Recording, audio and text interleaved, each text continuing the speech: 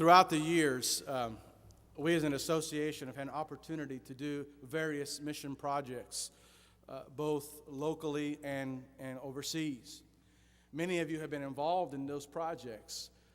In fact, I'm going to ask you to do something again. I'm going to ask you to stand. If were involved in any of our mission projects, whether it's West Virginia or Dominican Republic or any of the other places that you went before me, would you stand right now?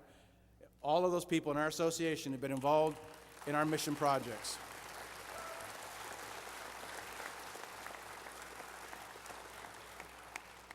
Well, the reason that we do that is basically threefold. First, we do that to take the gospel, right? To share the good news of Jesus Christ. Sometimes a little easier to do it outside of a known area, and we could do that and share the gospel. The second thing is, the reason we do that is to expose many of our church people to the idea of missions.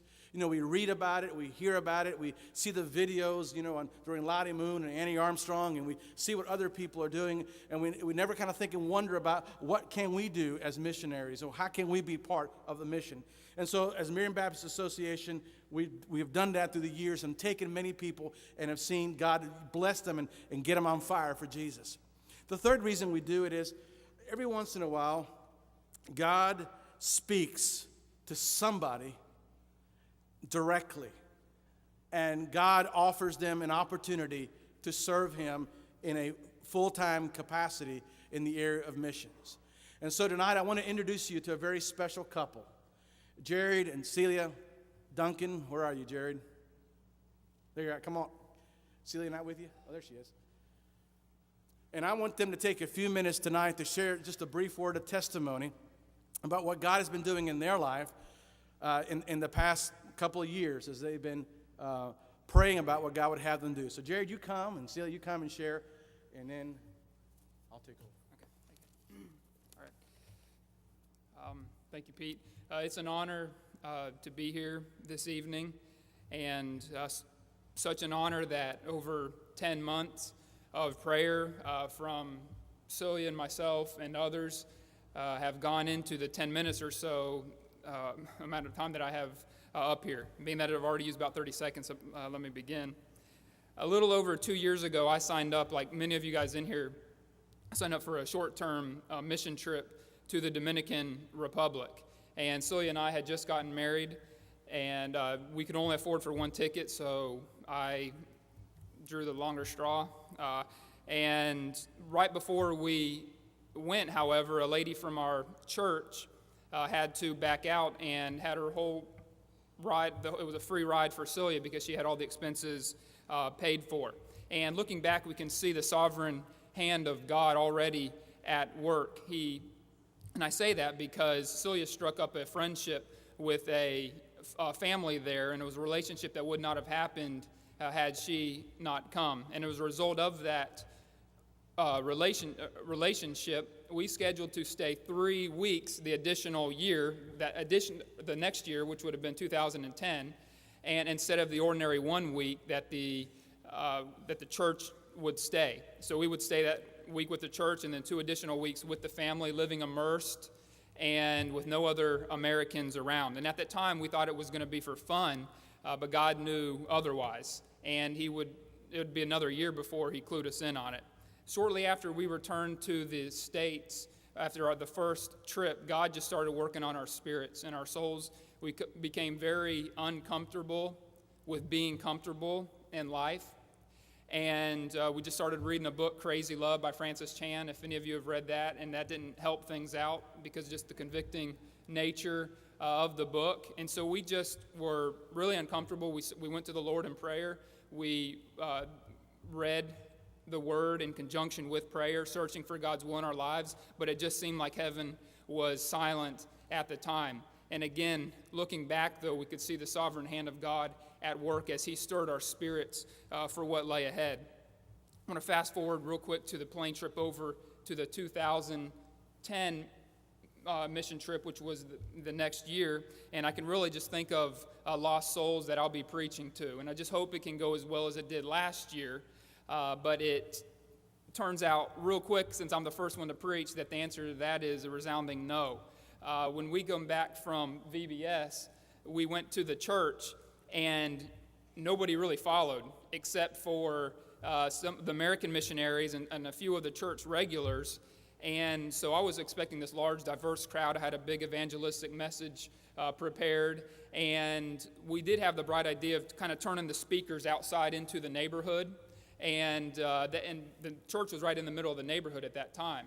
So I was like, okay, that'd be great, but then the microphone cut out.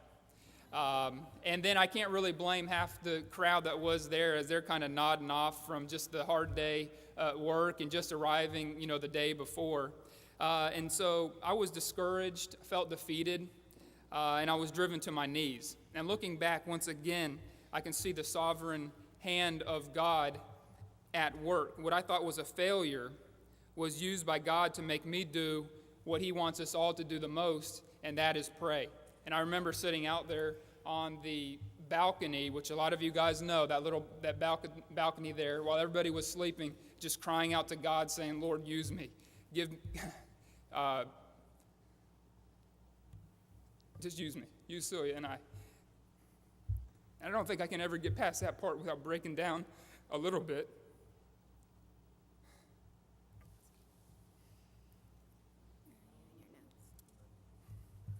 Because, Celia's telling me to look at my notes. Less than 12 hours later, God would answer those prayers in a way that was just unexpected. Ephesians 3:20 and 21 says that now unto him that is able to do exceedingly abundantly above all that we ask or think. And moments before Pete gave a devotional, I was just joking around, lighthearted at that moment. Not really too much of a care in the world at that moment. And Pete prayed. We opened our Bibles to Genesis 12:1, which reads, Now the Lord had said unto Abram, Get thee out of thy country, and from thy kindred, and from thy father's house, into a land that I will shew thee. And at the end of the word country, all of a sudden my gut clenched. And they say that your life flashes before your eyes when you die.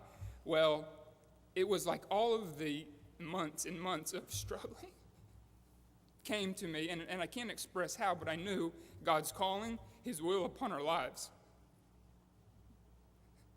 To have the God of the universe reach down to a puny person like me and impress his will upon you through the reading of his word is something that I hope every one of you can experience at some time.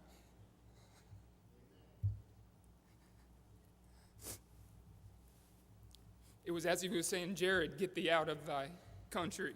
It was so overwhelming that I started weeping a lot more than I'm doing right now. And eventually I kind of slipped into the motel room and just sprawled out there on the ground, crying out to God for him to take everything that he wanted from me. My family, my friends, my home, or our home that we had just bought a few months ago, and my job, any retirement that went with that. And as I was offering these things to God, I could feel God taking them, saying really, well, they're already mine to begin with, but taking them back from him, loaning them to me, with the intention that I probably won't get a lot of them back. And that was when it hit me that this is for real. I had laid my hands to the plow, and I dare not look back. And I called Celia in first, and she simply said, let's go. And I said, well, that was really easy, maybe too easy. And I called my pastor in and spoke to him. The next morning I spoke to Pete, and they were supportive, cautious, but yet supportive. And all of a sudden, it hit us, the reason why we were there. Our whole outlook changed as we realized the 2 additional weeks were not a vacation, but were a mission.